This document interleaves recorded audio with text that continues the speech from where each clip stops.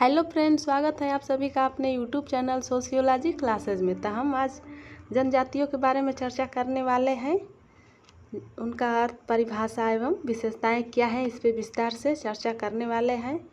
और ये video all student के लिए यूजफुल है, क्योंकि जनजातियों से क्वेश्चन आपको हर एग्ज़ाम में देखने को मिलता है। तो आप लोग वीडियो को ज़रूर देखिएगा। अगर आप चैनल पर नए हैं तो चैनल को सब्सक्राइब कर लीजिएगा और बेल आइकन भी ऑन कर लीजिएगा। चलिए स्टार्ट करते हैं। आज भारत में जनजातियाँ, जाति एवं वर्ग, tribes, caste and class in India. भारत के अनुच्छेद, जो संविधान के अनुच्छेद हैं भारत में, 341 तथा 342 के उपबंधों के अंतर्गत राष्ट्रपति द्वारा जारी किए गए 15 आदेशों द्वारा अनुसूचित जनजातियों और अनुसूचित जातियों अलग अलग उल्लेख किया गया है। 1991 ईस्वी की जनगणना के अनुसार देश की कुल जनसंख्या में अनुसूचित जनजातियों तथा अनुसूचित जातियों का अनुपात क्रमशः 8.08 तथा 60.48 था। इनका कुल जनसंख्या का अनुपात 24.56 था। 2001 ईस्वी की जनगणना के अनुसार देश की कुल जनसंख्या ने अनुसूचित जनजातियों तथा अनुसूचित जनजातियों का अनुपात क्रमशः 8.20 है तथा 60.20 है। इसके अतिरिक्त कुछ राज्य सरकारों ने भी अन्य पिछड़े वर्गों के नाम पर खनाबदोश तथा अर्ध खनाबदोश जनजातियों एवं समुदायों का उल्लेख किया है। पंचवर्षीय योजनाओं में इन जनजातियों एवं जातियों के उत्थान को राष्ट्रीय नीति का एक मुख्य लक्ष्य माना है। प्रस्तुत अध्याय में जनजातियों, दलितों एवं अन्य पिछड़े वर्गों को समझाने का प्रयास किया गया है। अब हम देखेंगे भारत में जनजातियाँ। भारत में जनजातियाँ, ट्राइब्स इन इंडिया।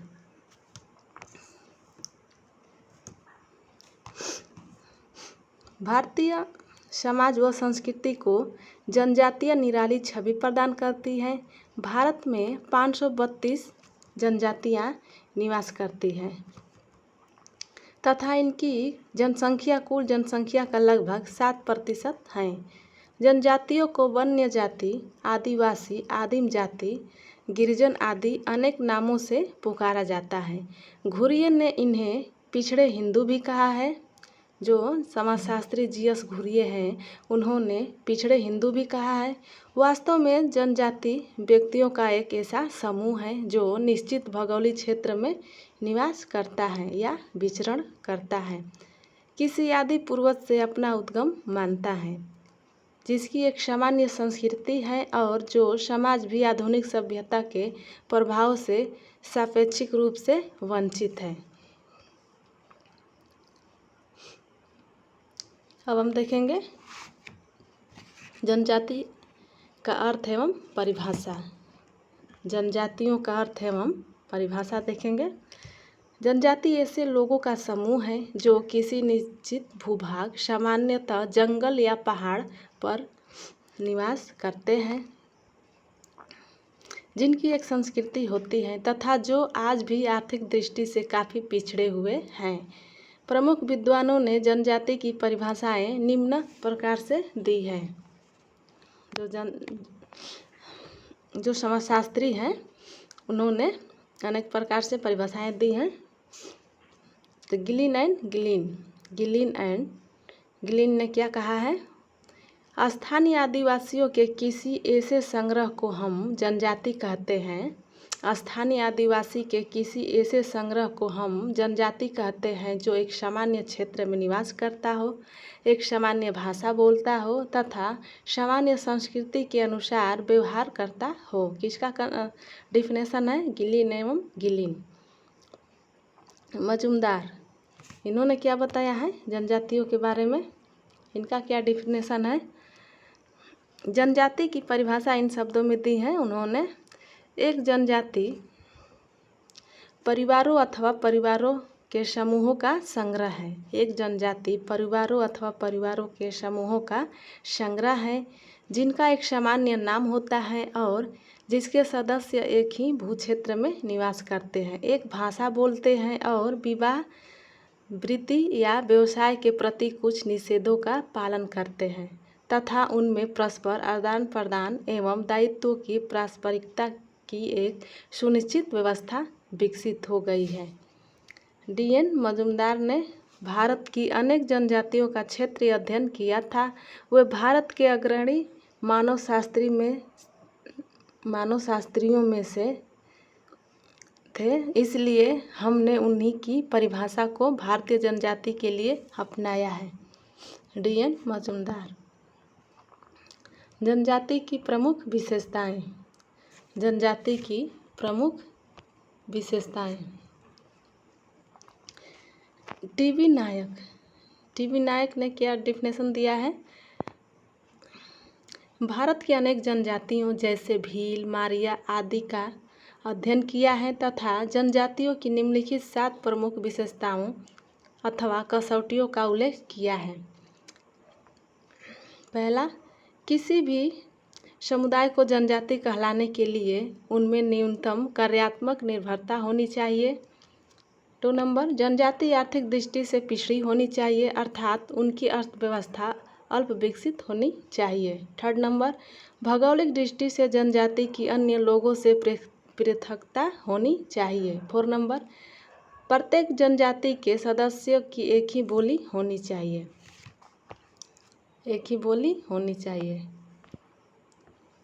5 नंबर, राजनीतिक दृष्टि से प्रत्येक जनजाति संगठित होनी चाहिए तथा उनकी एक प्रभावशाली जनजाति पंचायत होनी चाहिए। 6 नंबर, जनजाति के सदस्यों में परिवर्तन की अभिलाषा न्यूनतम होनी चाहिए अर्थात उनमें रूढ़िवादिता तथा प्रथाओं से चिपके रहने की प्रवृत्ति होनी चाहिए। 7 नंबर, जनजाति के लोगों का सामाजिक जीवन परंपरागत नियमों से संचालित होना चाहिए। अब हम देखेंगे अनुसूचित जनजाति का अर्थ। अनुसूचित जनजाति का अर्थ, प्रत्येक जनजाति अनुसूचित जनजाति की श्रेणी में नहीं आती है। 26 जनवरी 1950 ईस्वी को भारतीय संविधान के लागू होने के पश्चात ही जनजातियों एवं जनजातीय समुदाय को अनुसूचित जनजातियों की विशिष्ट संज्ञा देने की आवश्यकता महसूस की गई है। वैसे तो भारत सरकार ने अधिनियम 1935 ईस्वी में भी पिछड़ी जातियों का संदर्भ मिलता है। भारत सरकार के आदेशों के अंतर्गत 13वीं अनुसूची के अंतर्गत असम, बिहार, उड़ीसा, मध्य प्रांत, मद्रास तथा बम्बई की कुछ जनजातियों को पिछड़ी जनजातियों की श्रेणी में रखा गया था। स्वतंत्रता प्राप्ति के पश्चात 1950 ईस्वी में जनजातीय समूहों की पहचान कर 212 ऐसी जनजातियों की सूची तैयार की गई जिन्हें अनुसूचित जनजाति आदेश 1950 ईस्वी के अंतर्गत सम्मिलित किया गया था तथा इन्हें अनुसूचित जनजाति माना गया।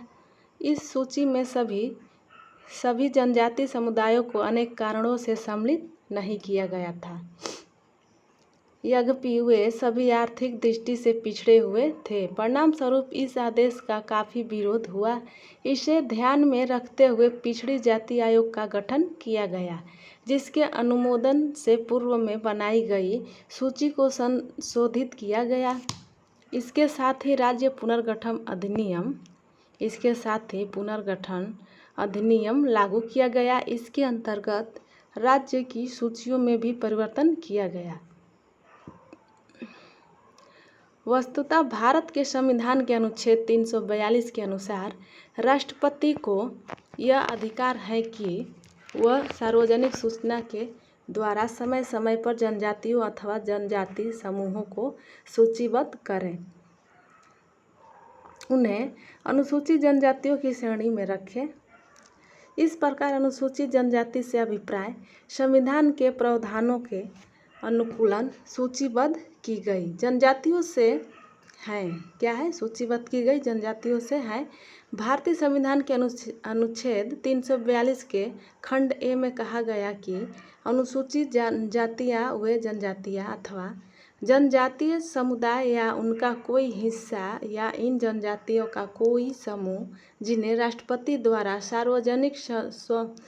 सार्वजनिक सूचना द्वारा अनुच्छेद 342 ए के अंतर्गत रखा गया।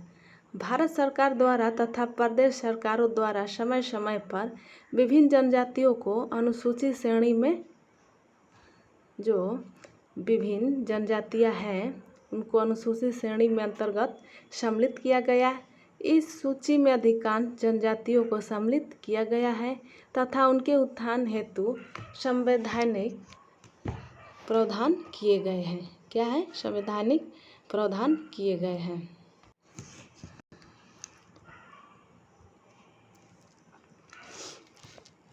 अनुसूचित जनजाति की विशेषताएं। क्या है? अनुसूचित जनजाति की विशेषताएं। अनुसूचित जनजातियों की विशेषताओं को जनजातियों की सामान्य विशेषताएं से पृथक करना एक कठिन कार्य है। फिर भी अनुसूचित जनजातियों में पाई जाने वाली प्रमुख विशेषताएं निम्नलिखित हैं। 1 नंबर, अनुसूचित जनजातियां आर्थिक दृष्टि से अधिक पिछड़ी हुई है। उनकी अर्थव्यवस्था अत्यंत सरल तथा अविकसित होती है। 2 नंबर, अनुसूचित जनजातियों की आधे से अधिक यानी 55% जनसंख्या पूर्वी तथा मध्य जनजातीय क्षेत्रों में पश्चिम बंगाल, बिहार, मध्य प्रदेश, उड़ीसा तथा आंध्र प्रदेश का कुछ भाग तथा 1/4 से थोड़ा अधिक 28% भाग पश्चिमी जनजातीय क्षेत्र में गुजरात, महाराष्ट्र, राजस्थान, गोवा, दादर व नागर हवेली, दमन तथा दीव में निवास करती है। क्या है? दमन तथा दीव में निवास करते हैं। 3 नंबर, अनुसूचित जनजातियां शिक्षा की दृष्टि से पिछड़ी हुई है। 2001 की जनगणना के अनुसार अनुसूचित जनजातियों की अखिल भारतीय साक्षरता दर 47.1% है, जबकि साक्षर का राष्ट्रीय औसत 64.8% है। जनजातीय महिलाओं तथा सामान्य महिलाओं में साक्षरता के प्रतिशत में और अधिक अंतर है। जनजातीय महिलाओं की साक्षरता का औसत केवल 34.8% है, जबकि देश की सामान्य महिलाओं की साक्षरता का औसत 53.7% है। इसी तथ्य को अध्ययन में रखते हुए अनेक शैक्षिक उत्थान हेतु अनेक योजनाएं प्रारंभ की गई हैं। 4 नंबर, अनुसूचित जनजातियों हेतु पंचायतों तथा स्थानीय निकायों से लेकर राज्य विधानसभाओं तथा लोकसभा तक आरक्षित स्थानों की व्यवस्था की गई है ताकि नीति निर्माण में उनकी समुचित सहभागिता सुनिश्चित हो सके। अनुसूचित जनजातियों को केंद्र तथा राज्य सरकारों की सेवाओं में आरक्षण सुविधाएं प्रदान की गई हैं।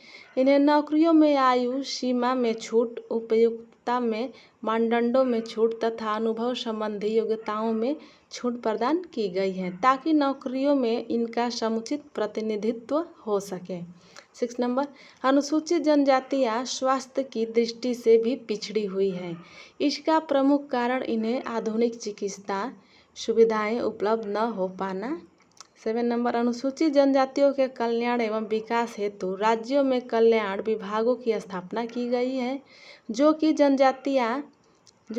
जनजातीय कल्याण कार्यों की देखरेख करते हैं। इनके निवास हेतु इनके बीच कार्य कर रहे हैं। गैर सरकारी स्वैच्छिक संगठनों को भी अनुदान प्रदान किए जाते हैं। अनुसूचित जनजातियों की महिलाओं और बच्चों के हित सुरक्षित करने के लिए केंद्रीय कल्याण राज्य मंत्री की अध्यक्षता में सलाहकार बोर्ड की स्थापना की गई है।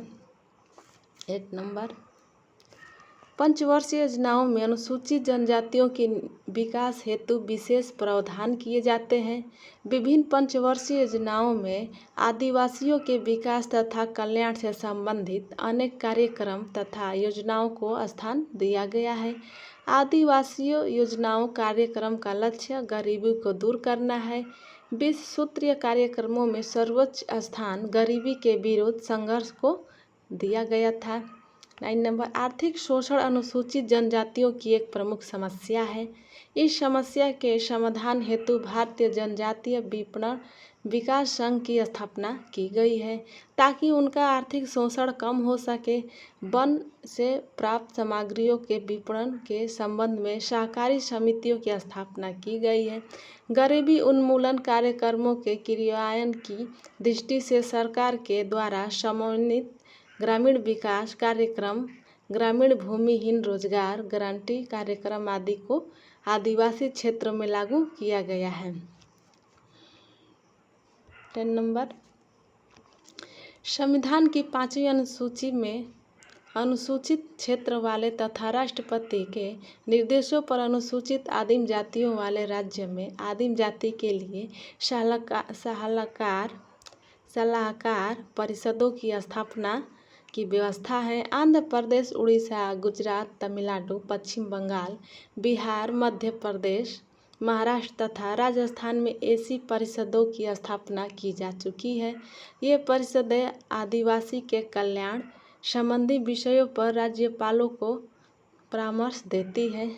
11 नंबर, अनुसूचित जनजातीय समस्याओं के अध्ययन एवं उनके समाधान के कारगर उपयोग की खोज करने के उद्देश्य से आदिवासी शोध संस्थान एवं प्रशिक्षण केंद्रों की स्थापना की गई है। भारत में 6ठी पंचवर्षीय योजनाओं के पूर्व भुवनेश्वर 1953 में, कोलकाता 1955, पटना 1959 ईस्वी में, पुणे, अहमदाबाद, शिलोंग 1962 ईस्वी में, हैदराबाद 1963 ईस्वी में, उदयपुर 1968 ईस्वी में, कालीकट, लखनऊ 1971 ईस्वी में, गुवाहाटी 1977 ईस्वी में ऐसे अनेक शोध केंद्रों की स्थापना की गई है। इन विभिन्न शोध केंद्रों ने आदिवासियों की समस्याओं के संदर्भ में 168 विविध सर्वेक्षणात्मक एवं शोधपूर्ण अध्ययन किए गए हैं।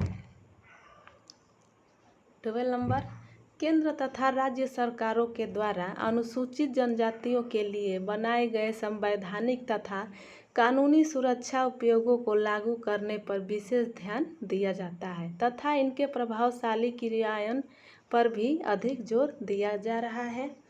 भारत में जाति, कास्ट इन इंडिया, समाजशास्त्री मजुमदार एवं मदान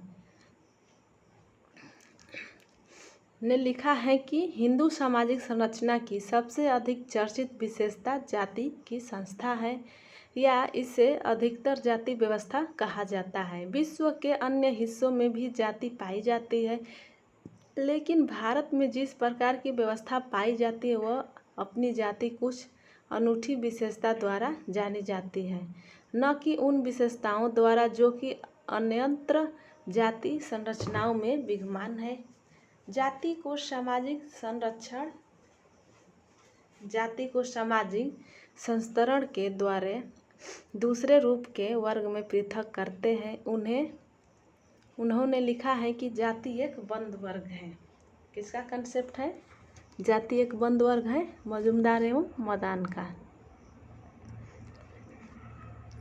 सामान्यतः व्यक्ति इनमें पैदा होता है। किसी जाति की सदस्यता अनिवार्य है, न कि चयन का विषय, जैसा कि वर्ग सदस्यता के साथ है। जाति का अर्थ एवं परिभाषाएं। जाति का अर्थ एवं परिभाषाएं देखेंगे। जाति शब्द अंग्रेजी शब्द के कास्ट का हिंदी रूपांतरण है। इसका पहला उपयोग 1563 ईस्वी में ग्रेसिया डी आर्टा ने किया था। उनके शब्दों में लोग अपने पैतृक व्यवसाय को परिवर्तित नहीं करते हैं। इस प्रकार जूते बनाने वाले लोग एक ही प्रकार जैसे जाति के हैं। इसी अर्थ में अब्बे डुबायस ने इसे प्रयुक्त किया है कि इनका मत है कि कास्ट शब्द यूरोप में किसी कबीले और वर्ग को व्यक्त करने के लिए उपयोग में लिया जाता है। ए.आर. वार्डिया का मत है कि कास्ट शब्द लैटिन भाषा के कस्टस मिलता जुलता शब्द है जिसका अर्थ है विशुद्ध, प्रजाति या नस्ल होता है। कुछ लोग इस शब्द की उत्पत्ति लैटिन भाषा शब्द कास्टा से मानते हैं। इनका अर्थ है प्रजाति, तत्व, नस्ल अथवा पैतृक गुणों से संपूर्ण है। हिंदी का जाति शब्द संस्कृत भाषा की जन धातु से बना है जिसका अर्थ उत्पन्न होना व उत्पन्न करता है। इस दृष्टिकोण से जाति का अभिप्राय जन्म से समान गुण वाली वस्तुओं से है, परंतु समाजशास्त्र में जाति शब्द का उपयोग विशिष्ट अर्थों में किया जाता है। प्रमुख विद्वानों द्वारा दी गई जाति की निम्न प्रकार से परिभाषाएं हैं, तो चलिए देख लेते हैं।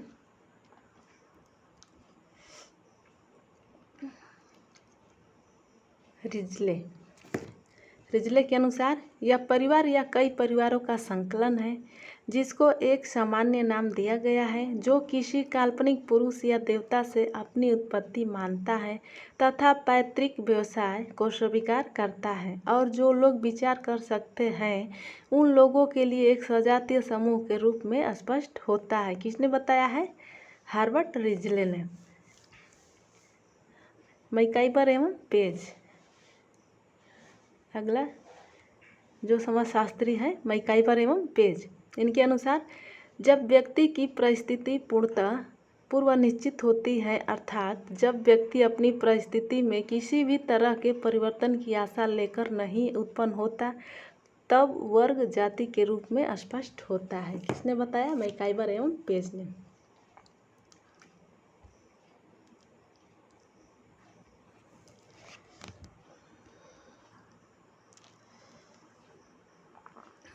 मैकाइवर एवं पेज ने। अब देखेंगे मजुमदार एवं मदान के अनुसार जाति एक बंद वर्ग है। जाति एक बंद वर्ग है। इनका डिफिनेशन है मजुमदार एवं मदान का। दत्त का अनुसार क्या है? उनके अनुसार एक जाति के सदस्य जाति के बाहर विवाह नहीं कर सकते, अन्य जाति के लोगों के साथ भोजन करने और पानी पीने के संबंध में इसी प्रकार के परंतु कुछ कम कठोर नियंत्रण हैं। अनेक जातियों के कुछ निश्चित व्यवसाय हैं। जातियों में संस्थानात्मक श्रेणियां हैं जिनमें सर्वोपरि ब्राह्मणों की सर्वोच्च स्थिति है। मनुष्य की जाति का निर्णय जन्म से होता है। यदि व्यक्ति नियमों को भंग करने के कारण जाति से बाहर न निकाल दिया गया हो तो एक जाति दूसरी जाति में परिवर्तन होना संभव नहीं है। कूले के अनुसार जब कोई भी पूर्णतः वंशानुक्रम पर आधारित हो जाता है तो वह जाति कहलाता है। क्या है? वो जाति कहलाता है। केतकर के अनुसार जाति जिस रूप में आज है उसे हम सामाजिक समूह के रूप में समझा जा सकता है जो मुख्यतः दो विशेषताओं से मिलकर बनता है। पहले यह कि इसके सदस्य जन्म से ही बन जाते हैं। दूसरे, सभी सदस्य अत्यंत कठोर सामाजिक नियमों द्वारा समूह से बाहर विवाह करने पर रोक दिए जाते हैं। जाति की परिभाषाओं के आधार पर इस निष्कर्ष पर पहुंचा जा सकता है कि जाति का पद व्यक्ति को जन्म से प्राप्त होता है तथा जाति की सदस्यता केवल उनमें पैदा होने वाले व्यक्ति तक ही सीमित होता है। एक बार जाति में जन्म लेने के बाद जाति में परिवर्तन नहीं किया जाता। एक बार जाति में जन्म लेने के बाद जाति में परिवर्तन नहीं किया जा सकता। जाति अंतर्विवाही होती है अर्थात एक जाति के व्यक्ति को विवाह अपनी ही जाति में करना होता है। प्रत्येक जाति का व्यवसाय निश्चित रहता है तथा उनमें भोजन तथा सामाजिक सहवास से संबंधित प्रतिबंध होते हैं।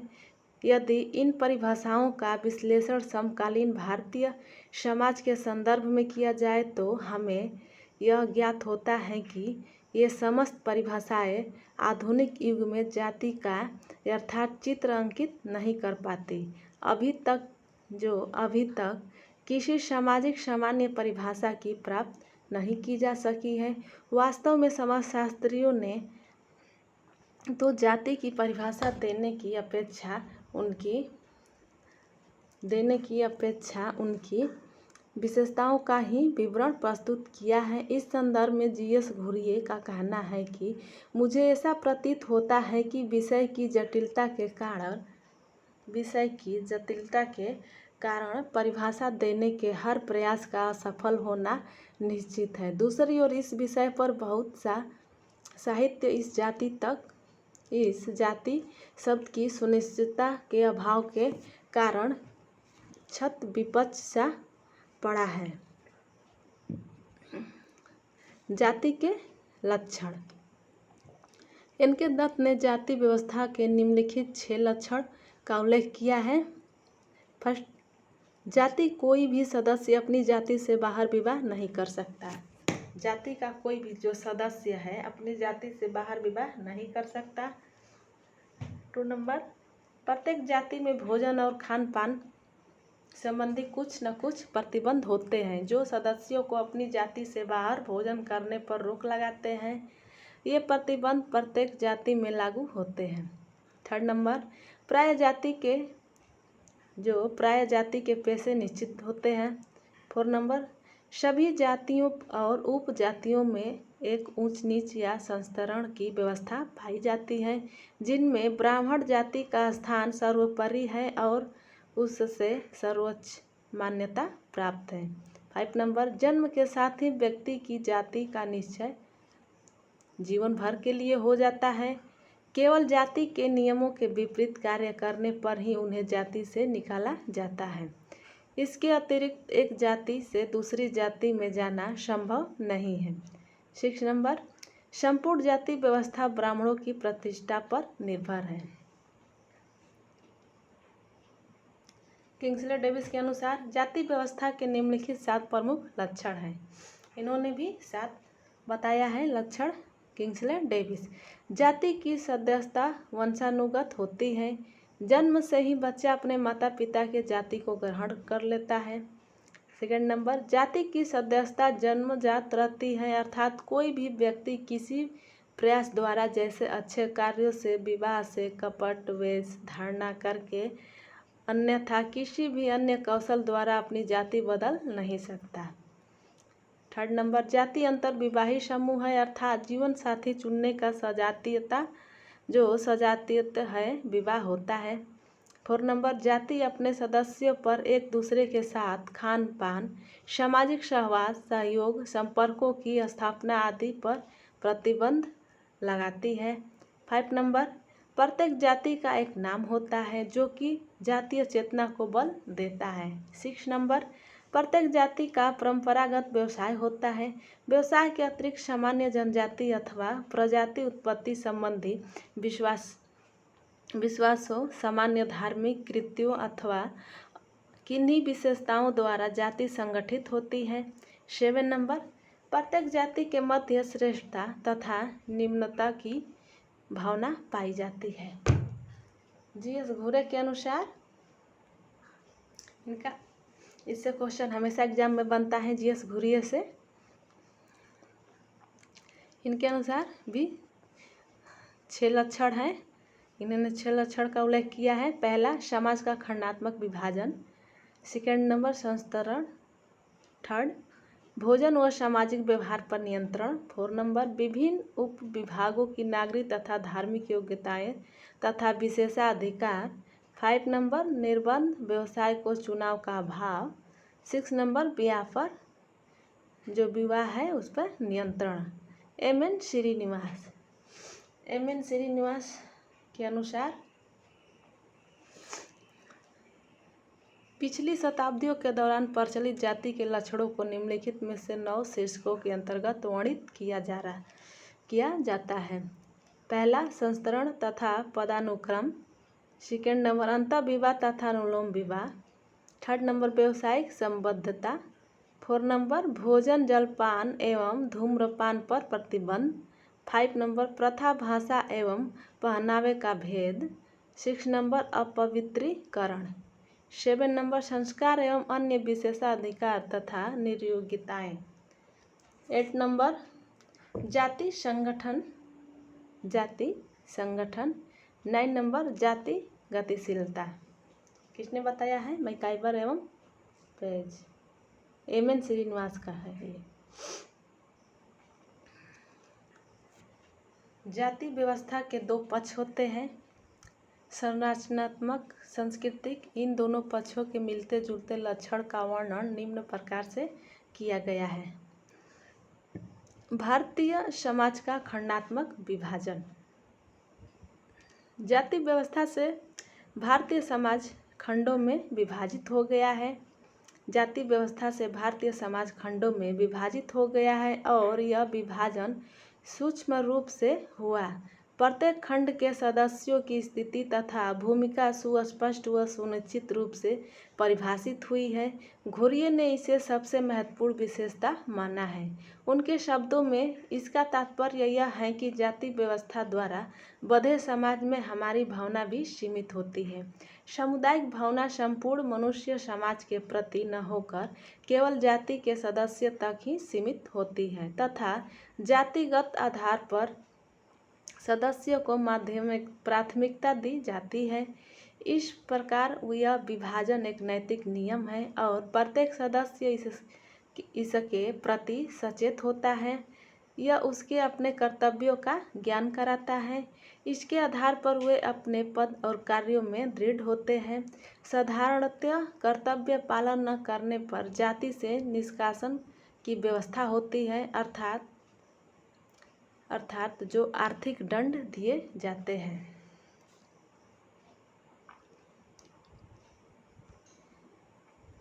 ऊंच नीच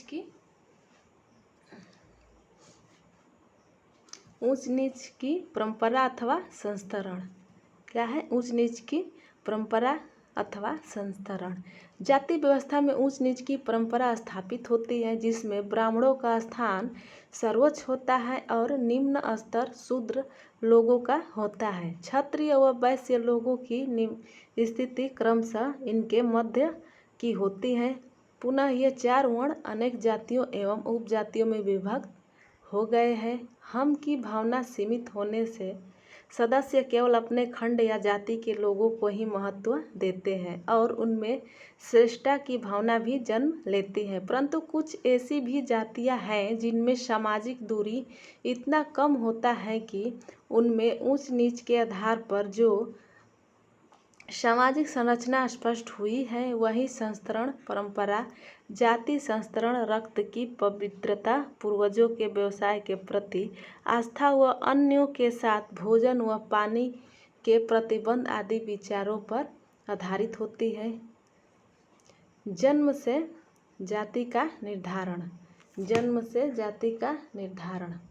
जाति व्यवस्था का निश्चित जन्म से जो जाति व्यवस्था का निश्चित जन्म के साथ ही हो जाता है, क्योंकि जिस जाति में जन्म लेता है उसी जाति समूह के वह जीवन प्रयत्न रहता है। इस वातावरण को न तो धनाढ़यता अलग कर सकती है और न ही निर्धनता, न सफलता और न असफलता ही। जाति के ही वंशधर उस जाति के सदस्य माने जाते हैं। जाति से बहिष्कार द्वारा ही व्यक्ति निम्न जाति में जाता है। अन्य किसी भी कारक द्वारा व्यक्ति अपनी जाति की सदस्यता परिवर्तित नहीं कर सकता। इस संदर्भ में A.R. वाडिया ने कहा है कि हिंदू जन्म से हिंदू हो सकता है। हिंदू जन्म से हिंदू हो सकता है। रूढ़िवादी जाति व्यवस्था के अंतर्गत कोई भी व्यक्ति परिवर्तन के द्वारा हिंदू नहीं हो सकता। भोजन और सामाजिक सहवास संबंधी निषेध। भोजन और सामाजिक सहवास संबंधी निषेध। भारतीय जाति व्यवस्था प्रत्येक जाति के सदस्यों के लिए अपने समूह से बाहर भोजन और सामाजिक सहवास पर नियंत्रण रखती है। इन नियमों का बड़ी कठोरता से पालन किया जाता है। नगरीकरण और आवागमन के साधनों के विकास के कारण अब यह नियंत्रण नगरों एवं औद्योगिक क्षेत्रों में ढीला हो जाता है, पर गांवों में यह नियंत्रण आज भी काफ़ी मात्रा में देखा जा सकता है। प्रत्येक जाति ऐसे नियम बड़े सूक्ष्म रूप से बनाए गए हैं जो यह निर्धारण करते हैं कि किसी जाति के सदस्य को, मुख्यतः जो ऊंची जातियां के हैं, कहा जाता है कच्चा भोजन करना है, पक्का भोजन तथा कहा केवल जल ग्रहण करना है, कहा जल पीना भी निषिद्ध है। आधुनिक युग में यातायात के साधनों व शिक्षा में विकास के कारण और शासकीय प्रयत्नों आदि के कारण ये निषेध कमज़ोर हो जा रहे हैं। फिर भी ग्रामीण भारत में आज भी परिस्थितियों में भी काफ़ी हद तक ये सीमाएं या निषेध प्रचलित है। अंतः विवाह, सभी जातियां अंतर्विवाही होती हैं, अर्थात जाति के सदस्य को अपनी ही जाति में विवाह करना पड़ता है। यह निषेध आज बहुत जगहों में जाति तक नहीं वरन उपजाति तक सीमित हो गया है। जाति व्यवस्था के अनुसार अंतरजातीय विवाह स्वीकृति है। वेस्टरमार्क ने जाति व्यवस्था की इस विशेषता को इसका सार तत्व माना है। घुरिये का भी यही मत है कि जाति व्यवस्था का अंतर्विवाही सिद्धांत इतना कठोर है कि समाजशास्त्री इसे जाति व्यवस्था का प्रमुख तत्व मानते हैं। व्यवहारिक रूप से यह अंतर्विवाही भी भौगोलिक सीमाएं के अंतर्गत बंधा हुआ है। एक जाति की कई उपजातियां होती हैं और प्राय एक ही प्रांत में रहने वाली उपजातियों में विवाह होते हैं। परंपरागत पेशों का चुनाव, इसमें क्या है, मुख्यतः सभी जाति कुछ निश्चित पेशे के होते हैं और जाति के सदस्य उन्हीं पैतृक पेशों को स्वीकार करते हैं, उन्हें छोड़ना उचित नहीं समझा जाता। कोई भी पेशा हो, चाहे वो व्यक्ति की आवश्यकता की पूर्ति करे या न करे, उसे मानसिक संतोष हो या न हो, व्यक्ति को परंपरागत पेशों को ही अपनाना पड़ता है। साधारणतः लोग अपने पैतृक पेशे को ही अपनाना उचित समझते हैं। पेशों का भी निर्धारण ऊंच नीच के आधार पर होता रहा है। यदि उच्च जाति का कोई व्यक्ति निम्न जाति के पेशे को अपनाता है तो उनका जातीय विरोध होता रहा है। इसी प्रकार निम्न जाति का सदस्य उच्च जाति के पेशों को अपनाता है तो उसका भी विरोध होता है। परंतु आजकल इन नियमों में भी शिथिलता आ गई है। धार्मिक और सामाजिक निर्योग्यताएं एवं विशेषाधिकार, धार्मिक और सामाजिक निर्योग्यताएं एवं विशेषाधिकार, इसमें क्या है, जिस प्रकार जाति व्यवस्था में संस्तरण है ठीक उसी प्रकार इसमें धर्म और समाज संबंधी निर्योग्यताएं भी हैं।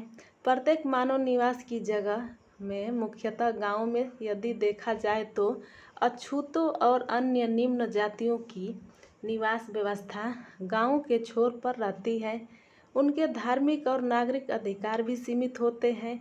इसके विपरीत ऊंची जातियों को सभी अधिकार प्राप्त रहे हैं तथा धर्म की पूरी छूट भी साधारण शारीरिक श्रम करने वाली जातियां निम्न समझी जा रही है। त्रावणकोर में बैकम गांव की विशिष्ट गलियों में अछूत जातियों ने प्रवेश करने की स्वतंत्रता प्राप्त करने के लिए आंदोलन किया था। परंपरागत रूप से दक्षिण भारत में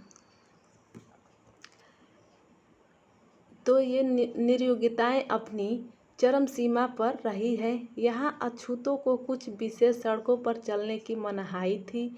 इतिहास इस बात का उदाहरण है कि पेशवाओं और मराठों ने पूना शहर के दरवाजे के भीतर मसार और मूंग जाति के लोगों को शाम 3 बजे से सुबह 9 बजे तक प्रवेश वर्जित कर दिया था। इसके अतिरिक्त दक्षिण भारत में अछूत सवर्णों से ऊपर अपनी छाया नहीं डाल सकते थे तथा उनके सामने नहीं जा सकते थे। बलंट ने कहा है कि गुजरात में दलित जातियां अपने विशिष्ट चिन्ह के रूप में सिंह पहनना करती थी। आर्थिक असमानता, इसमें क्या है, जाति व्यवस्था में आर्थिक असमानता का भी समावेश है। जाति व्यवस्था के निर्माण के साथ साथ यह भावना भी चली कि जो निम्न है उसे कोई अधिकार नहीं होना चाहिए।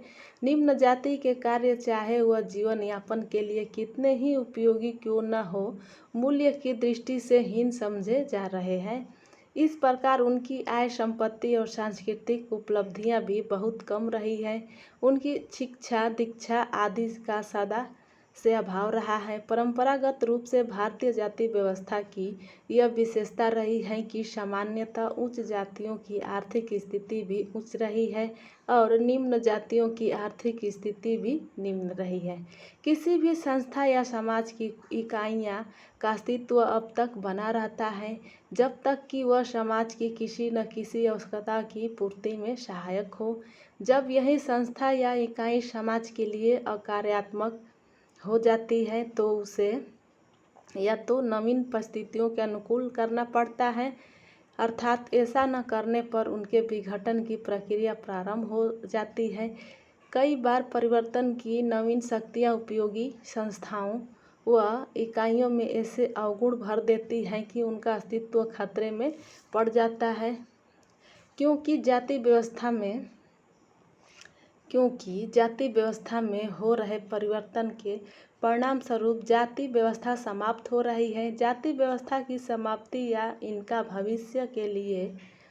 भविष्य इनके द्वारा किए जाने वाले प्रकार्यों तथा अकार्यों पर निर्भर रहता है। भारत में वर्ग क्लास इन इंडिया।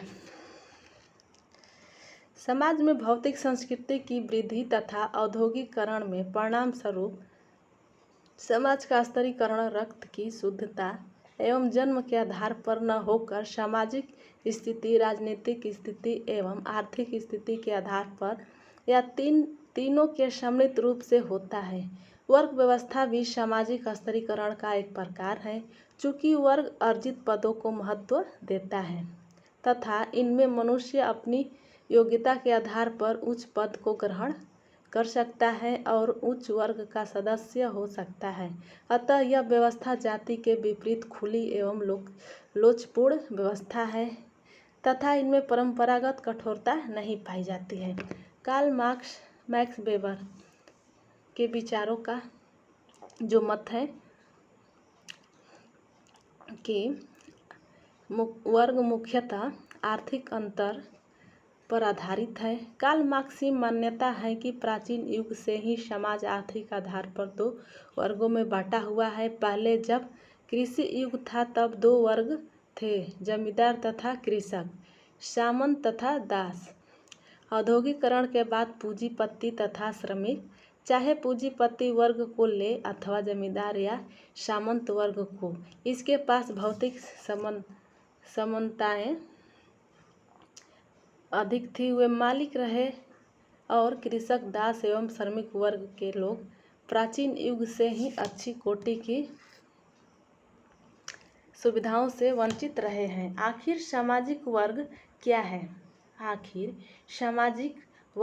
है?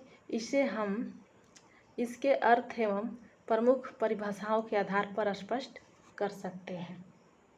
वर्ग का अर्थ एवं परिभाषा देखेंगे। वर्ग सामाजिक स्तरीकरण का एक ही स्वरूप है। यह मुख्यतः आर्थिक समानताओं एवं सामान्य जीवन के अवसरों पर आधारित समूह है। अन्य शब्दों में हम यह कह सकते हैं कि वर्ग व्यक्तियों का ऐसा समूह है जिनके सदस्य की आर्थिक स्थिति, जीवन यापन हेतु उपलब्ध अवसरों एवं अन्य विशेषताएं सामान्य होती है तथा जिनके सदस्यों में अपने समूह के प्रति चेतना पाई जाती है। प्रमुख विद्वानों ने वर्ग की परिभाषाएं निम्न प्रकार से दी है। ऑर्गम एवं निम्नकॉप का अनुसार क्या है? एक निश्चित समाज में मुख्य रूप से एक ही पद वाले व्यक्तियों के समूह को सामाजिक वर्ग कहा जाता है। एक निश्चित समाज में मुख्य रूप से एक ही पद वाले व्यक्तियों के समूह को सामाजिक वर्ग कहा जाता है। मैकाइवर एवं पेज का डिफिनेशन क्या है? सामाजिक वर्ग एक समुदाय का वह भाग है जो सामाजिक स्थिति के आधार पर शेष भाग से पृथक दृष्टिगोचर होता है। जेम्स वर्ग के अनुसार एक सामाजिक वर्ग व्यक्ति का समूह अथवा विशेष श्रेणी है जिसका समाज में एक विशेष पद होता है। यह विशेष पद ही अन्य समूहों से उनके संबंधों को अस्थायी रूप से निर्धारित करता है।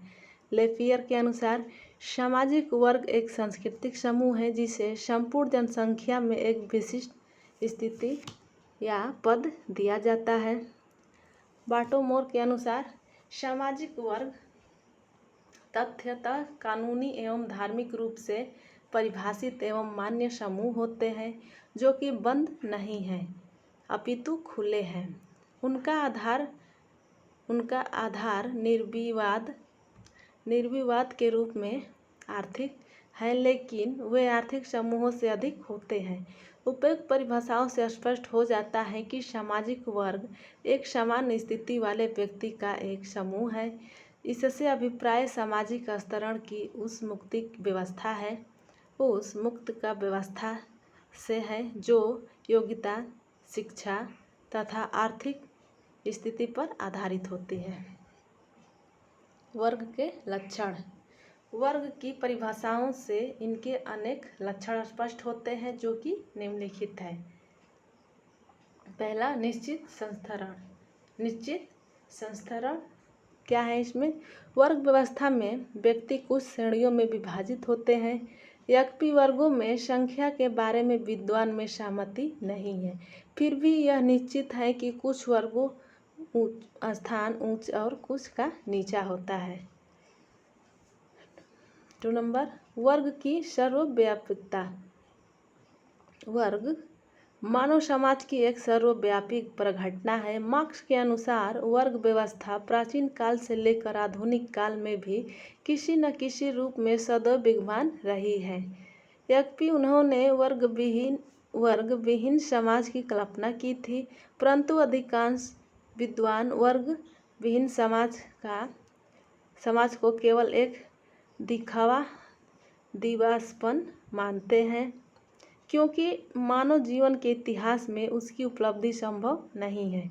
वर्ग चेतना के कारण वर्ग विशेष के सदस्य में समानता की भावना प्रोत्साहित होती है, वह उस वर्ग को स्थायित्व प्राप्त होता है। कार्ल मार्क्स ने वर्ग चेतना को वर्ग के निर्माण की एक अनिवार्य विशेषता माना है, क्योंकि केवल समान आर्थिक स्थिति ही वर्ग निर्धारण में पर्याप्त नहीं है।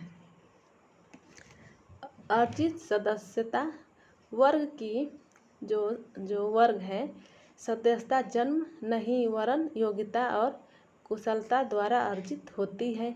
व्यक्ति अपनी क्षमता एवं योग्यता से वर्ग की सदस्यता प्राप्त कर सकता है। एक व्यक्ति जो निम्न वर्ग का सदस्य है प्रयत्न करने से उच्च वर्ग का सदस्य बन सकता है। ठीक उसी प्रकार एक उच्च वर्ग का सदस्य अपनी योग्यता के कारण निम्न वर्ग का सदस्य भी बन सकता है। मुक्त व्यवस्था जो ओपन सिस्टम है, ये क्या है? वर्ग जाति के समान बंद व्यवस्था न होकर मुक्त व्यवस्था है। किसी व्यक्ति को वर्ग उसकी परिस्थिति के अनुसार परिवर्तित भी हो सकता है। इसी गतिशीलता के कारण इसे मुक्त व्यवस्था कहा गया है। प्रत्येक व्यक्ति को समान अवसर उपलब्ध है, इससे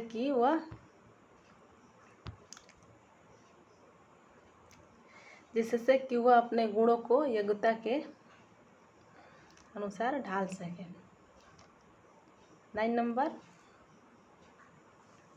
तथा क्षमता के आधार पर उच्च वर्ग को सदस्य बन सके। उदाहरण के लिए एक सामान्य श्रमिक अपने मेहनत, लगन, योग्यता से उसी फैक्ट्री का निदेशक तक बन सकता है जिसमें वह काम करता है।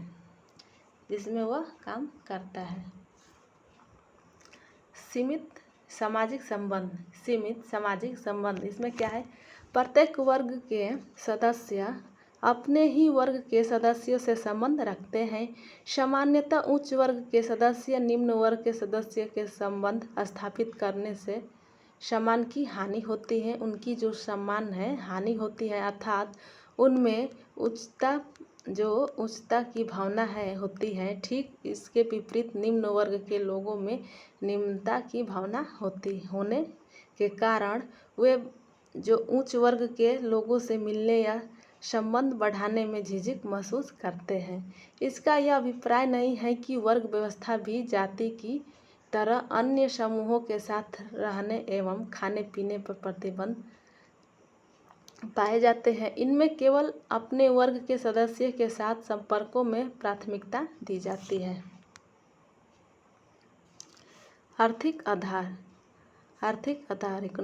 Economics base. इसमें क्या है, वर्ग निर्माण में आर्थिक आधार को ही प्रधानता दी जाती है।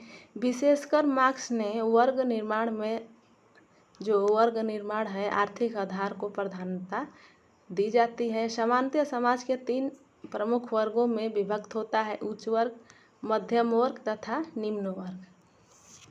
3 वर्गों में विभाजित किया गया है। सामान्य जीवन कॉमन लाइफ।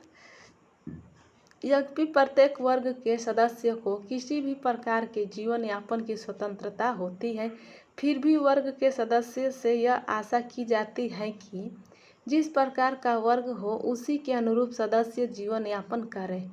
उच्च, मध्यम एवं निम्न 3 वर्गों का एक विशिष्ट जीवन प्रतिमान होता है और उससे संबंधित सदस्य उसे अपनाते हैं।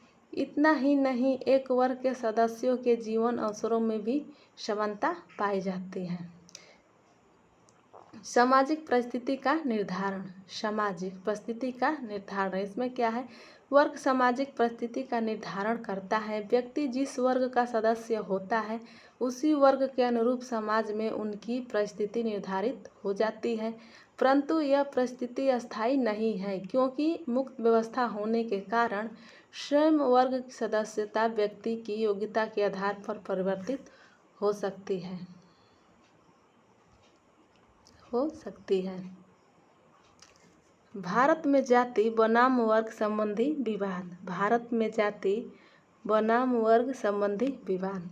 जिस प्रकार समाजशास्त्र में आनुवंशिकता बनाम पर्यावरण तथा गांव बनाम नगर के बारे में विवाद काफ़ी देर तक प्रचलित रहा है, उसी प्रकार भारत में जाति बनाम वर्ग संबंधी विवाद में भी सामाजिक स्तरीकरण का अध्ययन करने वाले विद्वान का ध्यान अपनी तरफ आकर्षित किया है।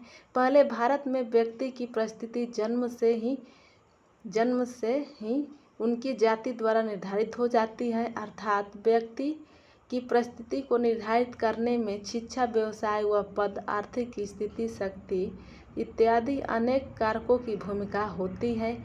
सामाजिक स्तरीकरण एवं गतिशीलता का अध्ययन करने वाले कुछ विद्वानों का कहना है कि आज भारत में जाति व्यवस्था वर्ग व्यवस्था में परिवर्तित हो रही है, परंतु क्या वास्तव में भारत में हजारों वर्षों से चली आ रही जाति व्यवस्था पश्चिमी समाजों में पाई जाने वाली वर्ग व्यवस्था में परिवर्तित हो रही है?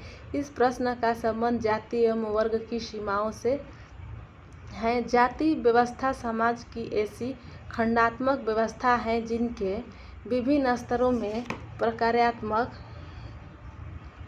रूप से सहयोग पाया जाता है। वर्ग व्यवस्था भी एक खंडात्मक व्यवस्था है जिनके विभिन्न स्तरों वर्गों में प्रतियोगिता पाई जाती है। इन दोनों की सीमाओं से संबंधित एक अन्य अंतर है, जैसा कि एडमंड लीच ने बताया है कि यह है कि वर्ग समाजों में विशिष्ट जनसमूह अल्पसंख्यक समूह है तथा बहुसंख्यक निम्न वर्गों के लोगों विशिष्ट जनों का समर्थन पाने के लिए आपस में प्रतियोगिता में लगे हुए हैं। जाति व्यवस्था में इनके विपरीत पाई जाती है, क्योंकि प्रभु जाति में निम्न जातियों के व्यक्तियों का समर्थन प्राप्त करने के लिए होड़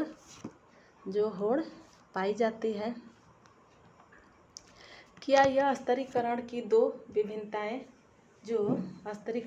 दो विभिन्न व्यवस्थाएं हमारे समाज में एक साथ पाई जाती है अथवा केवल एक ही पाई जाती है, इसके बारे में भी विद्वानों में अधिक सहमति नहीं है। बहुत से विद्वानों ने यह मत प्रकट किया कि वर्ग व्यवस्था मार्क्स के शब्दों के अगर मार्क्स के शब्दों में अगर वर्ग व्यवस्था को वर्ग चेतना की दृष्टि से देखा जाए तो भारतीय समाज के संदर्भ में जो पाई ही नहीं जाती, क्योंकि यहाँ प्रारंभ से ही जाति व्यवस्था की प्रधानता रही है। जबकि आंध्र बेतई जैसे विद्वानों ने यह विचार प्रकट किया है कि वर्ग व्यवस्था भारतीय समाज में पाई जाती है। वास्तव में इनका विचार है कि समाजशास्त्री एक सामाजिक मानव शास्त्री भारत में वर्ग व्यवस्था के अध्ययन में अधिक शर्मीले रहे हैं। योगेंद्र सिंह ने भारत में जाति एवं वर्ग के परंपरा संबंधों की चर्चा करते हुए इस पर बल दिया है कि जाति व्यवस्था जो जाति तथा वर्ग एक ही बिंदु पर मिलते हैं, इसका अर्थ है कि जाति और वर्ग आपस में पूर्ण रूप से जुड़े हुए हैं। अगर हम परंपरागत रूप से जाति व्यवस्था को देखें तो यह पाते हैं कि उच्च जाति के लोग सामान्यतः आर्थिक दृष्टि से भी ऊंचे हैं, अर्थात उच्च वर्ग के थे। क्योंकि जाति व्यवस्था भारतीय समाज में एक सुदृढ़ व्यवस्था रही है, अतः इसने वर्ग व्यवस्था को अपने नीचे दबाए रखा है और उसे उभरने नहीं दिया है। लोगों को जागरूकता तथा वफादारी जाति के प्रति रही है, न कि वर्ग के प्रति।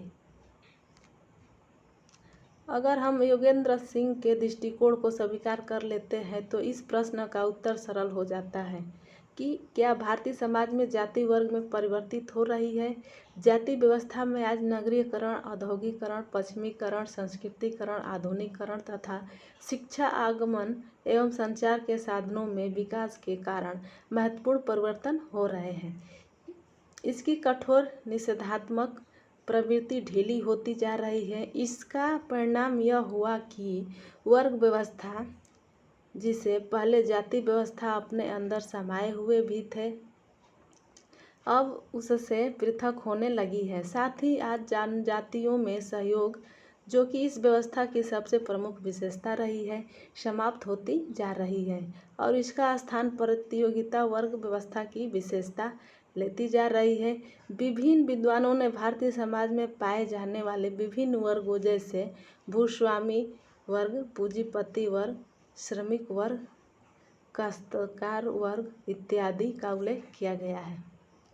दूसरी ओर आज भी गांव में जाति व्यवस्था द्वारा अनेक कार्यों का संपादन किया जाता है। गांव में व्यक्ति के जीवन चक्र, बहिर्विवाह एवं अंतर्विवाह के नियम, व्यावसायिक निर्भरता, जाति पर आधारित समितियों एवं सभाओं का संगठन, आर्थिक जीवन, संस्करणात्मक संबंधों इत्यादि में जाति की संपूर्ण भूमिका होती है। साथ ही समकालीन ग्रामीण भारत में प्रभु जाति की भूमिका से कोई भी इनकार नहीं कर सकता। कई बार गांव की पहचान ही जाति के आधार पर होती है। आज भी अनेक लोगों को यह कहते सुना जा सकता है कि अमुक गांव राजपूतों का है, जाटों का है, अहीरों का है, गुजरों का है, अर्थात ब्राह्मणों का है। ऐसा कहने का आधार किसी विशिष्ट गांव में इन जातियों की यथेष्ट संख्या तथा ग्रामीण व्यवस्था, शक्ति संरचना सहित को बनाए रखने में इनकी महत्वपूर्ण भूमिका है। इन दृष्टि से जाति गांव का दर्पण है। इतना ही नहीं, ग्रामीण समाज में किसी व्यक्ति की आर्थिक गतिशीलता भी काफ़ी सीमा तक उनकी जाति द्वारा ही निर्धारित होती है। सामाजिक स्तरीकरण की दृष्टि से ग्रामीण भारत निश्चित रूप से परिवर्तन के दौर से गुजर रहा है। एस.एम. शाह ने गुजरात गांवों के बारे में अनुभविक सामग्री के आधार पर यह निष्कर्ष निकाला है कि नवीन आर्थिक एवं राजनीतिक शक्तियां गांव की सजातीय, प्राकृतिक तथा विभिन्न जातियों में पाए जाने वाले प्रक्रियात्मक सहयोग को समाप्त कर रही है। के एल शर्मा के अनुसार ग्रामीण भारत में जाति नई भूमिका ग्रहण करती जा रही है। यह जाति का नया रूप है, जिसे जाति का अवतार भी कहा जा सकता है। जाति व्यवस्था में हो रहे परिवर्तन को जजमानी व्यवस्था ही समाप्ति तथा नवीन व्यवसायों के उदय, नए प्रभु समूहों एवं परिवारों के स्वरूपों, अस्पृश्यता एवं अपवित्रता, पवित्रता के नियमों में कमी इत्यादि में स्पष्ट देखा जा सकता है।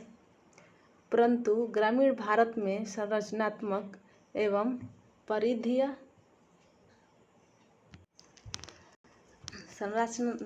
एवं परिधि दोनों प्रकार के परिवर्तन हुए हैं। संरचनात्मक परिवर्तन ने जाति व्यवस्था को काफ़ी प्रभावित किया है। संरचनात्मक परिवर्तन में जमींदारी एवं जागीरदारी व्यवस्थाओं की समाप्ति, पंचायती राज का प्रचलन, वयस्क मताधिकार, सहकारी समितियां इत्यादि प्रमुख है। साथ ही इनमें से ग्रामीण भारत में अनेक परिवर्तन भी हुए हैं। परिधीय परिवर्तन है, गाँवों में आधुनिक स्कूलों की स्थापना, सड़कों का निर्माण, जन स्वास्थ्य केंद्रों की स्थापना, संचार संबंध एवं प्रवसन प्रमुख है। ग्रामीण भारत में शक्ति के भी नए केंद्र विकसित हो रहे हैं। इन परिवर्तन को लाने में आधुनिकीकरण, संस्कृतिकरण, असंस्कृतिकरण, पश्चिमीकरण, आधुनिक शिक्षा इत्यादि की महत्वपूर्ण भूमिका रही है। जाति को वर्ग में परिवर्तित करने में सरकारी नीतियों, जाति एवं वर्ग में सहसंबंध प्रभु जातियों का घटना हुआ है, प्रभाव इत्यादि प्रमुख है। ऐसा लगता है कि जाति, भूमि एवं राजनीति तीनों वर्ग निर्माण में महत्वपूर्ण भूमिका रखते हैं। परंतु क्या इस परिवर्तन के आधार पर ही हम यह कह सकते हैं कि जाति व्यवस्था आज हमारे समाज में समाप्त होती जा रही है? इसका स्थान वर्ग व्यवस्था लेती जा रही है? शायद नहीं, क्योंकि वर्ग व्यवस्था हमारे समाज में उभर रही है, इसके बारे में कोई संदेह नहीं है। परंतु यह जाति व्यवस्था की समाप्ति सूचक है, इसे स्वीकार करने में कठिनाइयाँ हैं। जाति व्यवस्था में यह भी अनेक संरचनात्मक, परिधीय एवं संस्थागत परिवर्तन हो रहे हैं, फिर भी यह नहीं कहा जा सकता है कि व्यवस्था हमारे समाज में समाप्त होती जा रही है। अगर जाति व्यवस्था से संबंधित सभी निषेध पूर्णतः समाप्त हो जाए और इसमें वर्ग व्यवस्था की तरह खुलापन आ जाए तो इसे हम तर्क को स्वीकार करने में कोई कठिनाई नहीं होगी। परंतु अभी ऐसा नहीं है, अतः अभी यह स्वीकार नहीं किया जा सकता है कि भारत में जाति वर्ग में परिवर्तन हो रही है। इतना जरूर है कि वर्ग संरचना धीरे धीरे भारतीय समाज में स्पष्ट रूप से उभरती जा रही है। उभरती जा रही है। तो ये रहा हम लोग का जनजातीय से रिलेटेड। तो आप लोग ये वीडियो ज़रूर देखिएगा 2 से 3 बार, आपका पूरा कंसेप्ट जनजातियों के बारे में क्लियर हो जाएगा। तो वीडियो अच्छी लगी तो लाइक, सब्सक्राइब एवं शेयर ज़रूर कीजिएगा। वीडियो थोड़ा बड़ा हो गया है, 1 घंटे का हो गया है, तो आप लोग वीडियो ज़रूर देखिएगा। चैनल पर नए हैं तो चैनल को सब्सक्राइब कर लीजिए, बेल आइकन भी ऑन कर लीजिए। Thank you.